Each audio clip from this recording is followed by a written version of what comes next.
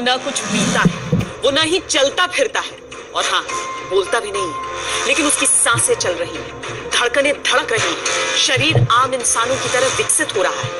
वो एक योगी, हठ योगी। पिछले करीब 20 सालों से वो विज्ञान के लिए अजूबा बना हुआ है।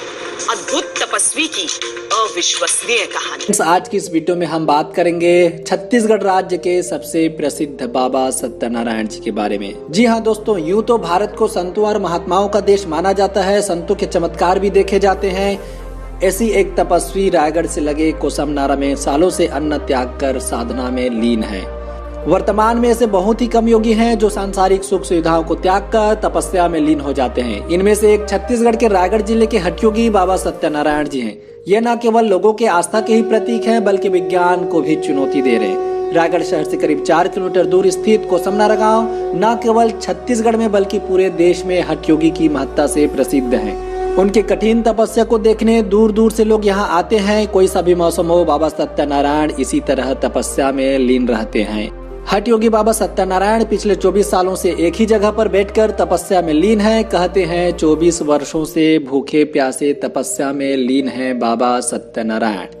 यदि आप भी बाबा धाम जाने की तैयारी कर रहे हैं तो इस वीडियो में हम आपको बाबा धाम से जुड़ी हर एक जानकारी बताएंगे जो आपकी यात्रा को सरल व मंगलमय बनाएगी। और यकीन मानिए, इस वीडियो में दी गई जानकारी को पूरा जानने के बाद आपके मन में किसी भी प्रकार की शंका नहीं रहेगी और आप बहुत ही आसानी से इस यात्रा का आनंद ले पाएंगे। इस वीडियो में हम आपको बाबा धाम से जुड़ी उन सभी जानकारियों को साझा करेंगे, जैसे कि बाबा धाम कब जाएं, बाबा धाम कैसे पहुंचे, बाबा धाम पहुंचने के बाद कहां ठहरें तथा आसपास में घूमने लायक जगह के बारे में, बाबा धाम से जुड़ी कुछ कहानियां तथा कुछ रोचक तथ्य के बारे में पूरी जानकारी देने वाले हैं। तो दोस्तों, आप इस वीडियो के अंत तक बने रहें। तो चलिए शुरू करते हैं आज का वीडियो। बाबा धाम तक पहुंचने के लिए आपको सबसे पहले रायगढ़ पहुंचना होगा, जो कि छत्तीसगढ़ की राजधानी। रायपुर से 250 किलोमीटर, बिलासपुर से 150 किलोमीटर, भुवनेश्वर उड़ीसा से 420 किलोमीटर की दूरी पर स्थित है। सबसे पहले हवाई मार्ग की बात करते हैं। अगर आप अपनी यात्रा हवाई मार्ग से करना चाहते हैं तो आपको सबसे पहले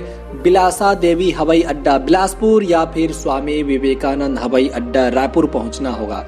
रायपुर और बिलासपुर से रायगढ़ के लिए आसानी से बस व ट्रेन मिल जाएगी। रायगढ़ रेलवे स्टेशन से कोसमनारा बाबा धाम की दूरी लगभग 4 से 5 किलोमीटर है। बाबा धाम छत्तीसगढ़ राज्य के रायगढ़ जिले के कोतरा रोड पर स्थित है। वही हम ट्रेन की बात करें तो आपको बता दें कि ट्रेन से रायगढ़ तक पहुंचना आपके लिए अत्यधिक सुविधाजनक व आसान होगा, क्योंकि अमृतसर, दिल्ली, मुंबई, नागपुर, पुरी, भुवनेश्वर और विशाखापट्टनम से रायगढ़ के लिए आपको हर दिन और सीधी ट्रेन मिल जाएगी। तो दोस्तों, इस प्रकार हम रायगढ़ पहुंच चुके हैं। यहाँ तक पहुंचने के बाद सबसे पहले हमारे मन में एक ही बात आती है कि अब हम यहाँ पर कहाँ ठहरें। तो दोस्तों, आपको रायगढ़ में सस्ता और महंगा दोनों प्रकार से होटल मिल जाएगा। अगर आपको और भी सस्ता में चाहिए तो डोमेस्टिक रूम भी ले सकते हैं, जिसका चार्ज 150 रुपए तक किया जा सकता है।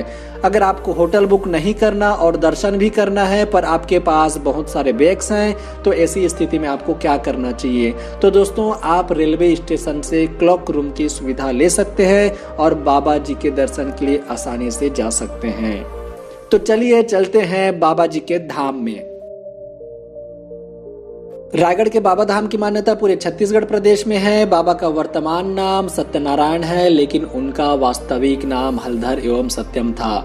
बाबा का जन्म रायगढ़ जिले के कोसमनारा से करीब 18 किलोमीटर दूर देवरी डुमरपाली में एक गरीब किसान दयानिधि और हंसमती के घर 12 जुलाई 1984 को हुआ। बचपन से ही इन्हें भगवान शंकर के स्वप्न आते थे, जिनका जिक्र बाबा अक्सर अपनी माँ और दादी से किया करते थे। एक बार हलधर गांव के ही मंदिर में 7 दिन और 7 रात ध्यान लगाकर बैठे थे।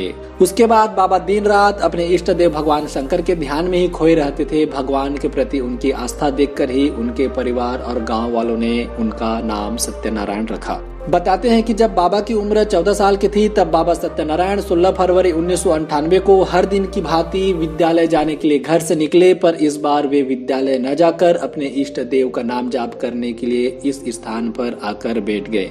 अपने गांव से करीब 18 किलोमीटर दूर कोसमनारा नामक गांव में तप करने बैठ गए। इसी दिन से बाबा एक पत्थर को शिवलिंग मानकर अपनी जिह्वा को अर्पित कर शिव भक्ति के तपस्या में लीन हो गए। यहीं से उनके बाबा सत्यनारायण बनने की कहानी शुरू शुरू हुई और उस दिन से लेकर आज तक बाबा उसी स्थान पर बैठकर तपस्या में लीन हैं। बाबा जी सुबह 7 बजे से रात 12 बजे तक ध्यान मुद्रा में रहते हैं और आप रात 2 बजे तक दर्शन कर सकते हैं। बाबा जी सबकी बातें सुनते हैं पर वार्तालाप किसी से नहीं करते। दूर दूर से हजारों की संख्या में दर्शनार्थी दर्शन के लिए आते हैं। महाशिवरात्रि में लगभग 4 से 5 लाख दर्शनार्थी दर्शन के लिए आते हैं। बाबा जी ठंड के दिनों में, गर्मी के दिनों में और तो और बारिश के दिनों में भी तपस्या में लीन रहते हैं।